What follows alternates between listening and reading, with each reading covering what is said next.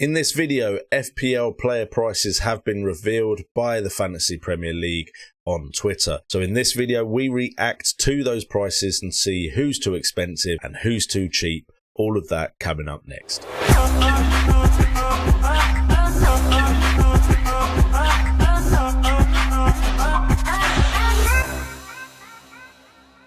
What the flock is going on, and welcome to this video on FPL Today. Thank you for joining me and welcome to the channel if you are new here. And today we are going to go over the new player prices for the FPL season 2022-2023 with the help of friends of the channel, Fantasy Football Hub, who have all of this collated in one easy thread for you to go and read yourself over on Twitter. So make sure to follow them on Twitter and do check out their website if you want access to OPTA stats, fixture tickers, and some articles from the best FPL managers in the world. But anyway, let's get straight into it. And as you can see on the screen already, we have Liverpool. And to be honest, there's some decent price players here, but the main news is Mohamed Salah, who has signed a new contract, is coming in at 13 million. Now that's pretty expensive, but we do know what we're getting with Mohamed Salah. He's one of the top scoring players in the game every year and has been for a while now. Joining him in this player price reveal is the likes of Alisson at 5.5, which is a decent shout, and also Trent Alexander-Arnold being at 7.5, not seeing a price rise from his starting price last year. Robertson is 7 million, saving you 0.5 off of Alexander-Arnold, but of course did score less points last year.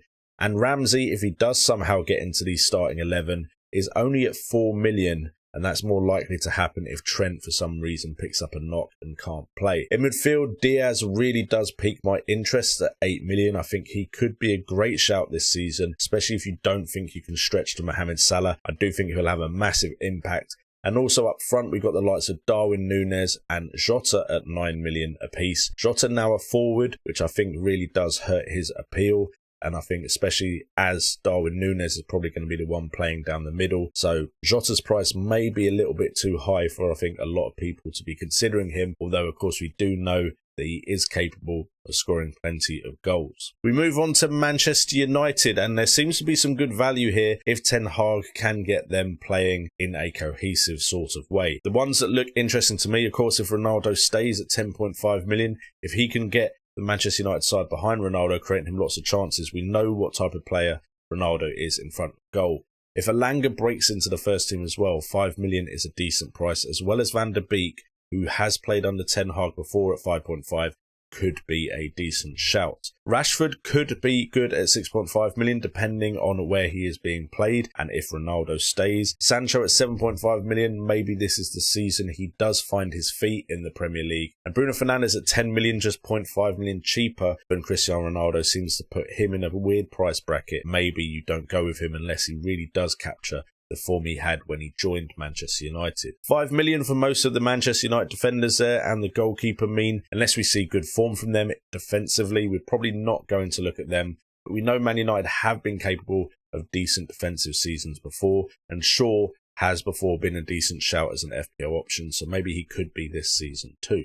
Next up is Wolves, and we won't stick too long with all of these teams, but I think first off, budget options in defence with Aït-Nouri and Johnny and Kilman, all 4.5 million. If Wolves get their defensive act together this season, I think they could all be great shouts. Also, I think the likes of Neto and Podence at 5.5 million each, both have shown glimpses of being absolute stars in the Premier League. And if they do refine that form that we've seen previously, they could be absolute budget enablers at 5.5 million. And Jimenez at 7 million, if he finds his goal scoring feat, could be a great shout as well, despite the fact that if you are trying to go for lots of big hitters, 7 million might be a bit too expensive for your second striker. Next up is Chelsea, and to be honest, I think these are pretty much the prices I would have expected from Chelsea. Mendy at 5 million could be an absolute great shout. You're going to get clean sheets there. The save points might not be there as well, but he is a pretty good and consistent and safe pick for your goalkeeper. James and Chilwell being the same price at 6 million apiece, I think means you can go either way there unless one of them, of course, gets injured. The issue being, of course, if you've already gone for the likes of Cancelo and Robertson / Trent Alexander-Arnold, it might be hard to fit in a £6 million defender. In midfield, you've got Mount at 8 million, who's probably the most consistent Chelsea player you could be bringing in. And then up front, you've got the likes of Havertz and Werner, also 8 million apiece. Although, to be fair, I really need to see Chelsea in action before I go for any of their options other than maybe the likes of James and Chilwell. Moving on to the new big spenders in the Premier League, it is of course Newcastle United, who do now have Nick Pope in goal at 5 million. Now Nick Pope could be a fantastic option because we know he is capable of getting lots of save points, and we know now Newcastle are capable of getting clean sheets. So if those two abilities merge well together, then we could be seeing Pope being one of the top scoring goalkeepers this season. Also adding to that, you've got Target and Trippier in defence who can get attacking returns, and the likes of Burn and Shaw if you need someone at 4.5 million. I think Newcastle's defence could be profitable for people this year. In midfield, Guimaraes is really the only one I'm super interested in at 6 million, although I would have preferred it if he was at 5.5. St. Maximin is one of those players that can have some fantastic games, but isn't very consistent. So again, not sure I want to look there. Wilson at 7.5 million. If you compare that to the likes of Raul Jimenez at 7, I think he's a bit too expensive. And also you've always got that injury concern, but we know he can score goals and would get in priced cheaper because he's probably going to play understudy to Wilson at 6 million. Next up is Tottenham, and I was really looking forward to this until I saw that Son was 12 million, which really hurt just a tiny bit because I kind of needed that 0.5 million when I was planning my sides before this got revealed. However, Son is, of course, still a great player who was one of the top scoring players last year. You also got Kane there at 0.5 million cheaper, which could lure some people in to go with him instead. Kulusevski, who had a great first season at Spurs, comes in at 8 million. Again, I think if you can afford him, Kulusevski isn't a bad option.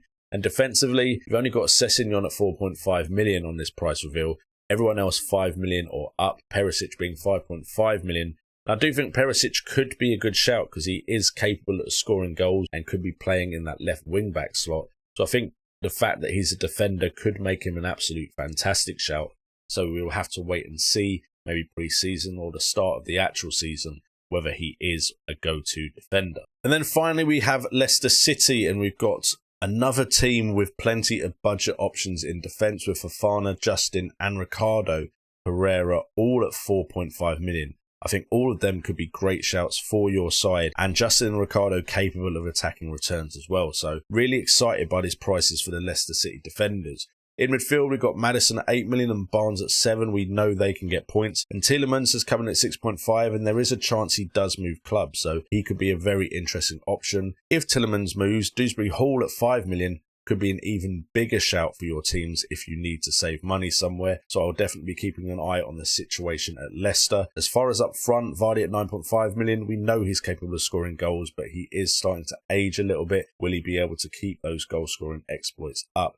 And then Iheanacho and Daka are kind of there as the heir apparents, waiting for their turn. We know Iheanacho had a great part to a season before the last where he just couldn't stop scoring. So it will be interesting to see what happens with the Leicester front line. But I just think defensively, some fantastic options there, especially if Leicester refind some of the form they had before last year. Anyway, guys, hopefully you have enjoyed this insight to some more of the player price reveals. If you have, please do hit that like button, subscribe, and hit that notification bell.